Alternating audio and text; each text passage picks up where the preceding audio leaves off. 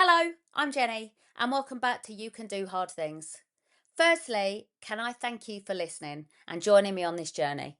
This is part two of my conversation with Holly, and we pick up where we left off after discussing how she's raising awareness of type 1 diabetes following the devastating loss of her best friend Rachel just over a year ago. Now, in this episode, Holly opens up herself, sharing her own near death battle with meningitis, the challenges she's faced with her mental health, including times when she felt like she just no longer wanted to be here, and a chance visit to a psychic that left quite the lasting impression. Now, as always, some parts of this conversation are difficult, they're emotional, but they're also honest, they're inspiring, and they're incredibly important. So let's get back to Holly's story. Definitely. However, make it a little bit about you for a minute. Okay, here we go. Yeah. Take a seat. When we first met, Yeah. you had not long recovered from meningitis. Yeah. You've mentioned today your memory or your words and stuff aren't great, and you put that down to. So, yeah. can you tell me that story? What happened? Yeah, so Because it's another fucking bad one, meningitis, isn't it? Yeah. That people don't realise. yes, I had bacterial meningitis, which is number one killer basically. Again, there's different types of meningitises. Didn't realise that, but I had meningococcal Oh, I love it. meningitis. Yeah. Yeah. But yeah, so it's 2017. So Oh my God, is it that long ago? literally, Yeah, 2017. wow. And so yeah, was obviously going on a work trip to Norway. Got to Stansted. I've been on the bus. Piers was on there taking the piss out of me because I had sunglasses on the coach because I'd started to get a bit of a headache. And I thought, oh, it helps with glasses on. Put my glasses on. That's one of the signs, just FYI. Is light, yeah. And it started from like a pain in my groin, and it's sort of like gone up a little bit to my back, like bottom of my back. So I'd got off and I was like, oh God, I really don't feel well. The bus, yeah, at Stansted Airport. And we're going through just the passport control bit to start off with, like just checking in basically. And I passed out. And I was like, what the fuck is going on? Because I'm not a passer outer. And I was like, I don't feel well. And I was like, what is going on with me? And I was like, I kept passing out. Then I was do it again and then kept passing out. And I was like, what on earth? So there's a couple of work colleagues that took me to the side and was like, are you okay? And I was like, yeah, I think I just need to eat something because I hadn't eaten for a little while. So then we're going through security and like I was literally like shaking like this. And I was like, this does not feel right. Got through security, sat on a bench, and I was literally just like this. And I was like, I can't get up. And everyone was like, it's weird looking back now because I generally just thought I was having a bit of a funny five. But actually, I've never sat like that. Like, when do you ever sit like bent over and just think, oh, I'm going to sit like this? Yeah, exactly. Like over the toilet or something. And anyways, paramedics came over and I was desperate to go on this work trip. Obviously, a week in Norway, you just getting a few drinks. Yeah, it's bloody lovely. Team building. Yeah, team building. Place. Yeah, exactly. I couldn't wait. And I was adamant that I was getting on that plane. And Janice, the office manager, came over and she was like, they've said that you're deemed not fit to fly. And I was like, what? I was like, I want to go. I was like, no. I was arguing with her. I was like, no, I want to go. And she was like, Holly, sorry, you need to go to hospital. Get checked out. And she said, we can fly back tomorrow. Like, if you... And I was like, okay. You're fit, we'll get you out tomorrow. So I was like, well, I don't want to go around here. I'll go Peterborough. So we ended up getting a taxi. Went to Peterborough because obviously we'd come on the coach, so we didn't have a car. And so yeah, we got to the hospital, had blood tests and stuff done, and then they were like, yeah, you're fine. You need to eat something. Your ketone levels are really high in your urine. Like, you just need to go home and eat. So I was like, okay. Her boyfriend at the time, Matty, come pick me up, and then got a McDonald's on the way home and had some mozzarella sticks. Yeah, I can't touch them now. The sick that came out of my mouth, it was like cement. That's the only way I can describe it. It was literally like thick cement. It was so weird. What, because of the cheese? No, it was just because of this virus. Oh. It like thickened up my sick, and it was literally like, like a cow pat. This sounds really gross. It would literally came out like that, and I remember it splatting like. Honestly, like a cow had actually done a shit. Brilliant. It was just like.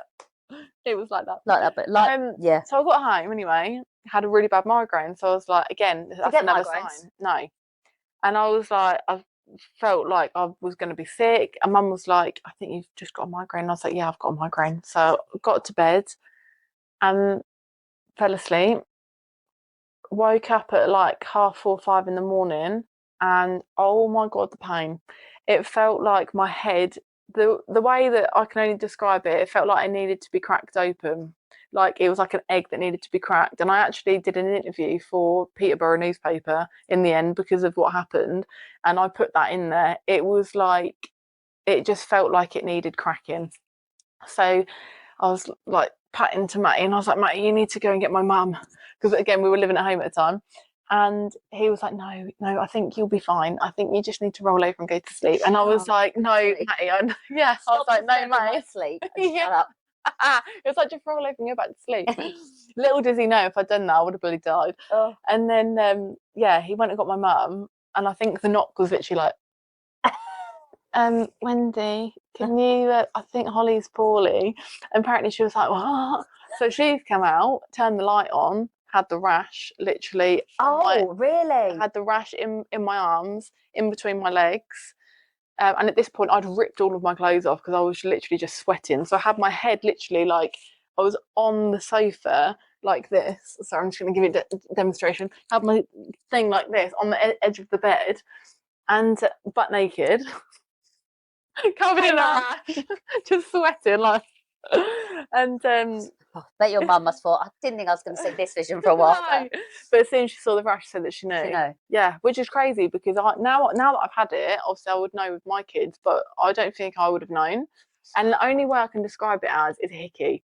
It looks like a hickey. I just remember around that, because I'm a little bit older than you, around that time, shortly before, meningitis became a massive thing. Yeah. So, on kids, clearly. But the meningitis rash was definitely something that was out there. Was it? On kids. Ah, yeah. Okay. So that would be, I would think she'd have been like, oh. Yeah. I know what that is. Yeah.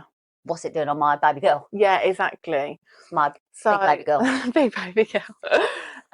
So yeah, so as soon as she saw it, she literally rang paramedics, or like rang 999, and then she was like, I think my daughter's got meningitis, and they got to Peterborough. They got from Peterborough to Benwick in 11 minutes, and that takes me about half an hour. Like, yeah, it was fast, yeah.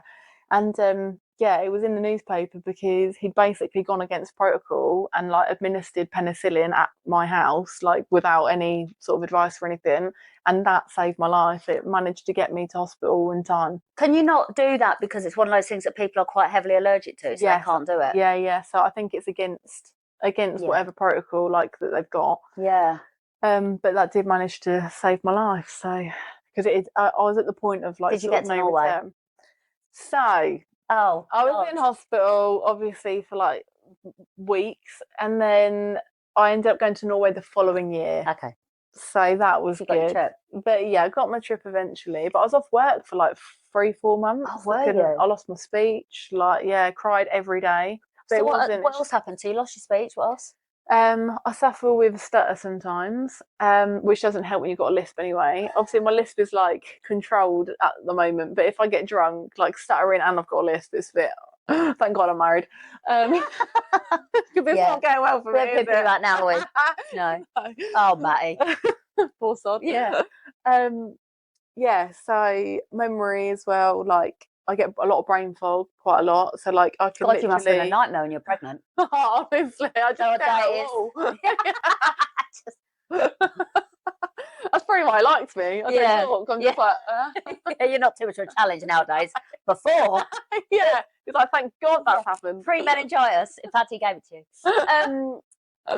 Yeah. So, is there any, when you've had meningitis, is it one of these things that you could have again? Is it? You are more prone to it again. Yeah. It's not too common, but you are more likely. Like I know a lot of people. Like I've done a lot of fundraising for meningitis now, and I know quite a lot of people that have had it more than once. So yeah, I'm just lucky that I didn't bloody get it again. So do you know where you got it from? So it's called the kissing disease. Oh, you tart. Yeah, no, I'm such a slapper.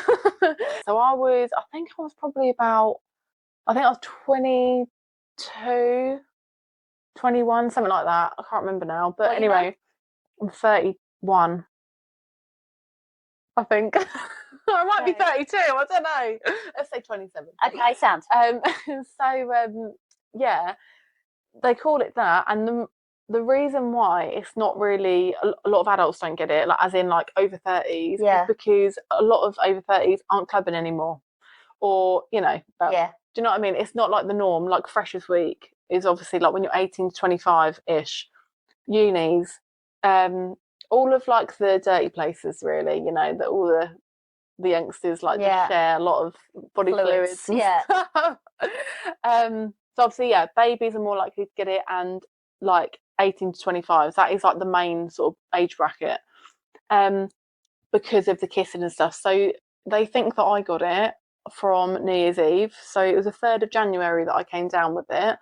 And I've been out on New Year's Eve, and I'd obviously like be kissing people, like as you just like, I do. No, but I was just like, obviously when it struck midnight, I know in my head who I like kissed. They were all girls, and never kissed them again. So do you sit there now thinking it's definitely you? Yeah, don't talk to them anymore. No, but everybody actually carries meningitis at the back of their throat. So it's a virus that like everyone can carry, but some people it triggers something, and like the bacteria basically like just starts developing or whatever, and then that's it. So you don't actually know who you could get it from. Like we could kiss, and you might give it to me. I'm alright. You can give it to me. Why is it the other way round? Yeah, but I'm not a carrier, I don't think, so I've caught it. Do you are you a carrier of TB? Have you you had a TB jab? I didn't. Neither did I. Did you not? It's the same. So there you go. We're both safe. Yeah, you'll be or we're fine. not, one or the other. Yeah. Is there anything else that you feel like you want to say? That's a bit of an open one, but is there anything and another one? Yeah. Should we go any other diseases that you're about to want to share? Anything else you nearly died of you want to give off? No, I don't think so. No, I don't think so. Yeah, I think that's it. Actually, in fact, it is frightening actually when you look at like meningitis and obviously diabetes in general, not just type 1, but there's so how can you? It's yes, want to share increase awareness on diabetes type 1 and any other diabetes are available. But there's just so many things. It's even like meningitis, isn't it? You want to spread awareness about that as well. I mean, the list never ending, isn't it? Yeah, it really is never ending. So like if you have conversations with people and say, like, oh, my mum has type 1, people are like, oh my god, that's so bad. Like, anyway, exactly. Like no one asks the questions, and like I don't think people should be afraid of asking those questions. Like I think some people can find it like intrusive and nosy. Yeah. And I do feel like Rachel was definitely one of those people that she would have absolutely hated people asking her questions. Yeah. Whereas some people are more open to it. But I feel like, I don't know, like just having the conversations, and as well being diabetic, like feel comfortable enough like to have those conversations, like help spread the awareness. Do you know what I mean? But do you think, like, as Rachel may not have realised as well, though, she didn't realise really. Do you think the extent of the risk that she was putting on herself? Do you think? No, she didn't at the time. Yeah. But the reason why I'm raising awareness now is because Rachel ended up wanting to raise awareness herself, like to other young girls, like with diabulimia. Yeah.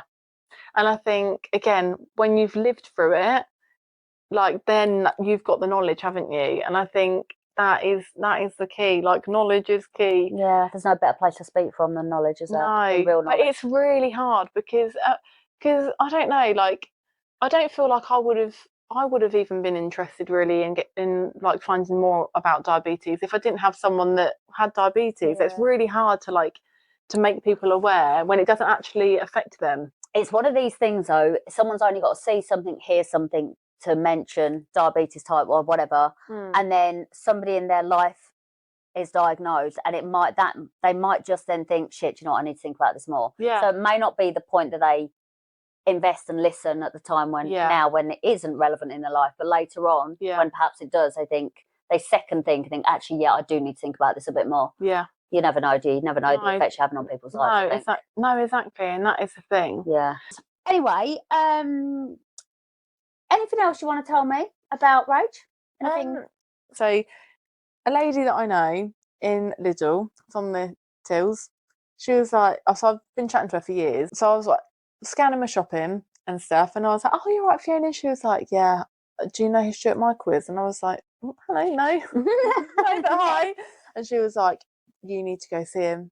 And I was like, oh, who is he? And she was like, he's a psychic medium. Honestly, Holly, like, we need to go. Like, I've got a feeling, like, we need to go together. I'll go with you, and all this. And I was like, okay, that's fine. And you think, like, you're just gonna have that conversation, and then you probably won't go. And then she messaged me, and I was like, fuck it, let's do it. So I booked the tickets, picked her up. It was a couple of weeks later, and it was November time. So we lost Rach in the May, and then this was November last year. And then we were sat in the car park for about half an hour before the show started, and she was like, I've just got a really strong feeling about this. Like, something's made me want to come here tonight, and blah, blah, blah. And like, we're going in, and the ticket seats were completely at random. So it was meant to be at the Crescent, and then it ended up being at the one in town. So we got the ticket numbers through, like seat numbers, and it was 22 and 23. So I was sat in 22. Oh no, at first she was sat in 22 and I was sat in 23. And I was like, Fiona, these seat numbers. And she was like, oh my God, sit in 22, because obviously Rachel's birthday and a death angel anniversary day. What are you looking at?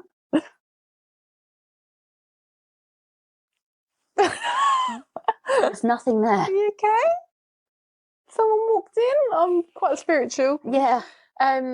So I was like, Fiona, you need to swap with me. And she was like, yep, we need to swap. So I sat in 22 and she sat in 23. So the show started, and like, he's very flamboyant and he's very camp and very, like, really warm to watch. Mm-hmm.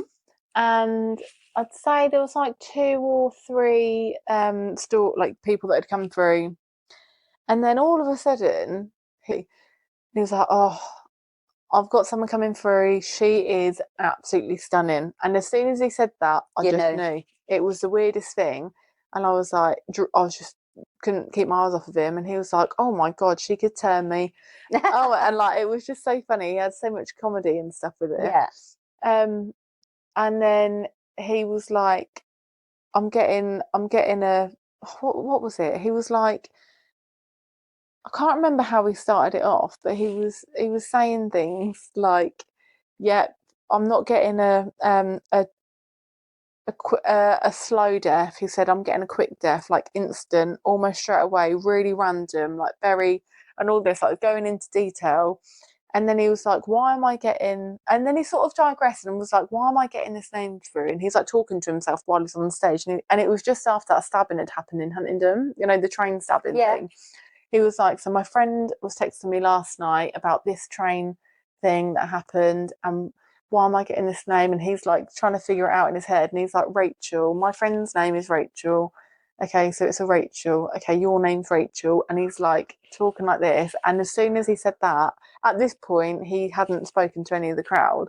And I was like, oh, it's fucking her. I was like, I fucking know it's her. And I just knew it was really weird. When we spoke about it, there was no way that he could have linked it back to me. Yeah, I can't remember what it was. I don't know if I used a different email address or my work email or something. But anyway, so then what you have to do is you basically have to say, if it reflects like the story reflects to you, you have to put your hand up. Right. So I put my hand up, and so did another woman in front, and I was like, fuck off, bitch. Yeah. I was like, fuck off. This is mine. This is my woman. Yeah. Put your hand down. And I was almost getting a bit like, oi, this is my moment. But I knew it was right. So I was like, well, even if you put your hand up, like, it's gonna work. Yeah. It's not gonna be for you. So I was just like, yeah. And then he asked some more questions, and then she was like, no. But my hand was still up, and he was like, I'm going to get a microphone to you. Is that okay? And I was like, yes. So I'm like, sit there with the microphone. And he was like, so he doesn't like you to speak. So he just talks, and then you just have to say yes or no, like as and when you want, sort of thing. So, and I'm very much a believer, like, I don't give anything away. Because obviously there are people out there that will just feed off of your... of course, yeah. So then he was like, I can see a H above your head. And I was like, okay. And he was like, Hull. Is your name Hull? And that's what she used to call me. And I was just like, bam! I was like, oh! My face on front screen. Everyone's looking at me, a theatre full of people, and I'm just going, oh. Honestly, it was so bad to watch. Like, I look back now and I'm like, oh God. And it went viral on his bloody page as well. And I was like, great. And I had people messaging me on Facebook like, oh my God, I just seen your video. I was like, please don't watch it. But yeah, so then he like went into detail. He was like I'm getting like a really strong bond. A lot of people said that you were like sisters, blah, blah, blah. He was like, I'm getting a really strong bond with your kids. You've got a boy. And then I said, yeah. And he was like, and you've got a girl. And it was all like sort of making sense. And then there was one thing that he said that no one else knew. And that was that me and Jess had stopped talking. So obviously, like, when Rach passed away, that is the only good thing that has come out of like the only good thing that has come out of all of this is that I've gained Jess back in my life. And he said in like the medium said in the speech, he was like, Rach is saying he knows that it took a lot for you to do what you did, and he said, but she's so proud of you that you've turned a corner with it, and you need to just keep going with it, and all of this. And like, it sounds a bit generic on here, but like the whole speech that he did just was to the point with Jeff. And then he was like, you're thinking about getting an extension done. And literally that week, me and my husband were like, yeah, let's get the extension done. And there was just so many things that it was just conversation. I don't put stuff like that on Facebook, like, or anything like that really. Yeah, it was just really one of those moments where I was like, wow. And I am like quite a spiritual person. And when Rach died, I felt lost in so many ways, like spiritually, as like a person. Like, this was another thing that I was going to mention, like with mental health. Like, when I lost Rach, I cannot remember the first month that I honestly, like, I think I blocked it out. I tried to survive. I've got 2 kids. How they survived and woke up every day, I don't know. But like my poor husband, I was just like, and for the first time in my life, I wanted to die. Yeah. And it is the most, like, because I've always been the person, like, with mental health, like, I'm such a big believer, obviously, in it, and like, I'm an advocate, if you like, for people with mental health. Like, it's so complex and everybody struggles with it in their own ways. But I've never been that person to like, or I've always been that person to think, God, it can't be that bad that you'd want to kill yourself. Like, there is support out there and stuff. But actually, like, when you have hit that rock bottom, and I've got 2 beautiful kids. Like, I've got other friends. I've got a really supportive family. Like, and that meant nothing. I literally was like, obviously it means everything, but in my head, I was like, nothing is ever going to be the same. Like, I literally cannot live without her. Like, what am I going to do? And I kept saying that to my husband. I was like, what am I going to do? He was like, you're going to be fine. And I was like, no. I was like, I would just want to die. And I remember saying to my husband, I just want to be with her. And it was so erratic. I was like, I just want to be with her, Matty. And like, my mum was really worried about me because I think she thought I was going to bloody end it all. Yeah. And I was, I surprised myself because I'm quite a strong person. And obviously, it doesn't mean that you're not strong if you have got mental health problems. But I just feel like mentally, I feel like I've always picked myself up very quickly from a low. Well, I think it's that point, though, is that just because you've proven that you can be a very strong person, just because you are, doesn't mean that something could happen. Yeah, and something can trigger you. Yeah. Yeah, and that is the thing. Like, that was definitely my trigger. Like, I can't think of anything really worse than losing someone that close to you. Do you know what I mean? Obviously, other family members too. Like, someone so close in your circle. And yeah, How long did that period last for, that time when you felt like that?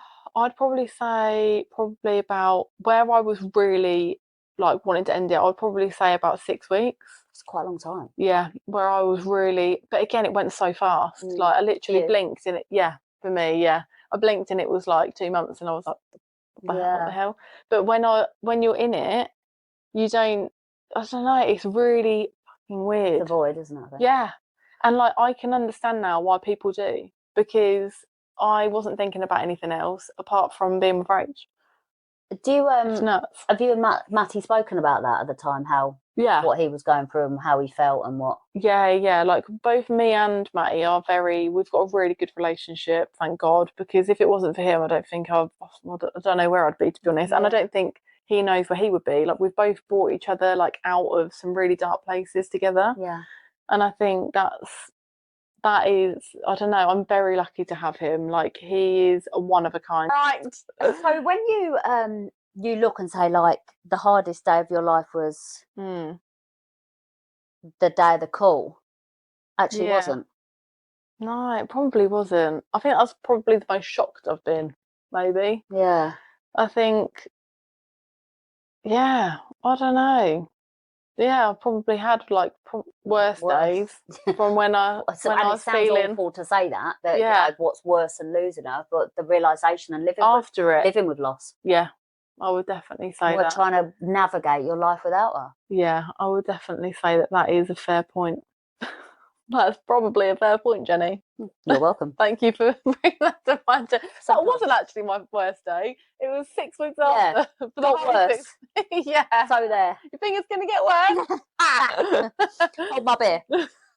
You think that was shit? Hang on. And like the day after as well, this sounds absolutely absurd, but the day after I lost Rach, we were actually going to London for my friend's birthdays. It was like a double birthday thing. And my husband was like, you need to go. And I was like, what? I was like, I'm not going. Like, what the fuck? My best mate's just died. Yeah. And I went because Matty was like, I'm telling you now that we just need to do it and you need to get on and all of this. And I knew that he was talking from a place of he knew where I was mentally because he'd been there. And I think that's the only reason that I listened to him and I went, because I think if it was anyone else, I would have told him to fucking get. Yeah, you don't know what the fuck I'm going through. Yeah. Actually, I do. Yeah, and I think that's where we have like supported each other so much. And yeah, I look back now and I don't regret going out that day, because actually I think if I hadn't have gone out that day, I probably would have killed myself there like on that day, to be honest. He was going to go without me. Right. And I generally do think just sat there on your own, wouldn't you? I do generally think that I would have been like, I can't, and I would have got into my own head, I think. Yeah. Which sounds crazy now, because you don't know, but I was just out of control. Not out of control, but like very erratic. My mind was just like blah, blah, blah, blah, blah. Yeah. I just didn't know what to do, did you? No, he did keep me on the straight and narrow for that 2 months, definitely. Oh, so what do you think has been the biggest thing you've learned out of all of this? You can do hard things. I'll take it. Yeah. Other than that, have you had any? To get over it? No, and do you know what? Like, a lot of people have asked me that, like, if I feel like I need it. I don't feel like I'm ready yet. So you're not against it, you just don't think you're at the point? No, I don't feel like, at the moment, I don't feel like I need it, but then I think that's because I'm in denial. So I think I wouldn't be, like, receptive to it. Yeah. Do you know what I mean? Yeah, I do know what you mean. Like, I would just be like, I don't know, I feel like I need to reach that point where, like, I don't know. I think one of the key things from speaking to various people along the way that I've realised around support, counselling, whatever, therapy, there's not just one option there. There's so many different ones. And it's picking, try it. One doesn't work. No, exactly. Try another one, yeah. No. Do you think you tell him? Do you think he knows you feel that and say it? What, Matty? Yeah. I don't know, actually. We didn't talk about stuff like that. I can imagine you going, "Oh, I love you," as opposed to, "Do you know how much my life is everything because of you?" Oh no, I definitely don't tell him that. No, I bet you don't. But he doesn't tell me that. I'm waiting for it. Not about you. No, I'm joking.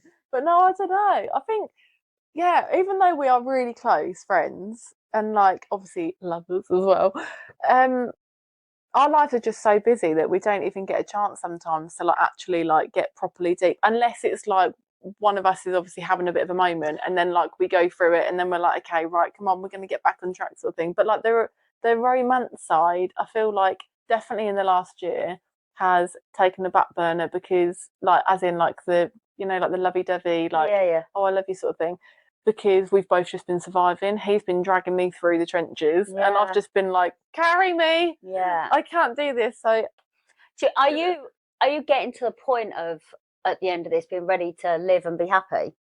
Yeah, definitely. I mean, we've always been such positive people, and this is Yeah. the thing.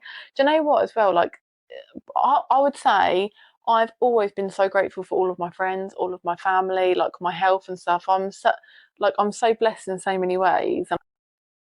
But then, like, I really feel like I've been tested to the point where I'm like, fucking hell, like, I am still a positive What person. more do you want from me? What more can you throw at me? Yeah, I mean, like the last year I've been like, fuck. And you know what as well? Like, I feel like I have like lost myself along the way a little bit. So what's next then? You are in this raising awareness. Are you going to be jumping out of a plane or? I already did that for meningitis. Sorry, yeah.